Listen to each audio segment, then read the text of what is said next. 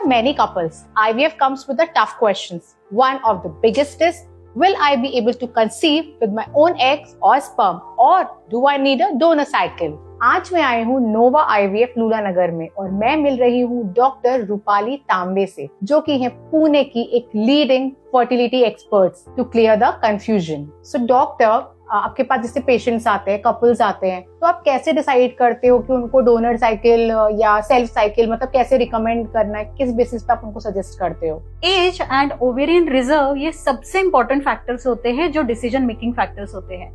जब भी हमारे पास पेशेंट आता है तो पहले तो उनकी डिटेल हिस्ट्री ली जाती है, उन्होंने प्रीवियसली कहाँ ट्रीटमेंट किया, उस ट्रीटमेंट का रिजल्ट क्या रहा, ये देखने के बाद हम उनका डिटेल इवैल्यूएशन करते हैं। उसमें मोस्ट इम्पॉर्टेंट है उनका अल्ट्रासाउंड, कुछ हार्मोनल इवैल्यूएशन, एंड फिर डिसाइड किया जाता है कि इस पेशेंट ने सेल साइकिल के लिए जाना होगा या इस पेशेंट के लिए डोनर साइकिल सही रहेगा।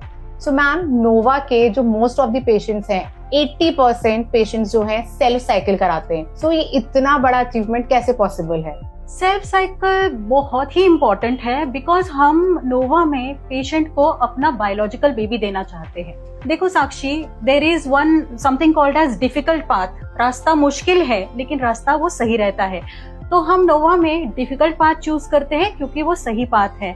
और ओवेरियन रिजर्व, उनके अंडादानी में अंडे कितने भी कम हो, लेकिन हमारा फर्स्ट प्रेफरेंस होता है कि हम उनको उनके ही खुद के अंडों से, खुद के स्पर्म से बच्चा दे, क्योंकि biological child is a gift to those parents. So doctor, कई केसेस में ऐसे होता है कि जहाँ पे ना पेशेंट्स को डोनर एग लेना पड़ता है या डोनर स्पर्म लेना पड़ता है, और उस केसेस में आई हैव सीन वो मतलब पेशेंट ना वो अपना फेलियर मानते हैं। तो इस केसेस में आपका क्या विचार है, आप क्या बोलोगे उन पेशेंट्स को? It is not a failure, मैं कभी नहीं कहूंगी फेल्यूर है, क्योंकि डोनर साइकिल ये कोई हम खुशी से नहीं जा रहे हैं, लेकिन इसकी जरूरत है आपको। तो ऐसे कुछ कपल्स होते हैं, जैसे लेडी का मेनोपॉज आ गया है, उनका ओवेरियन रिजर्व बहुत खराब है या उनकी एग क्वालिटी बहुत खराब है, रिपीटेड आईवीएफ फेल्योर हुए हैं, ऐसे ही केसेस में हमें डोनर साइकिल में जाना पड़ता है, डोनर एग लेने पड़ते हैं। जहां टेसा किया है, माइक्रो टेसा किया है, ऐसे एडवांस टेक्निक द्वारा भी अगर स्पर्म्स नहीं मिले हैं, ऐसे में ही स्पर्म डोनर के लिए जाना पड़ता है। तो definitely it is not a failure.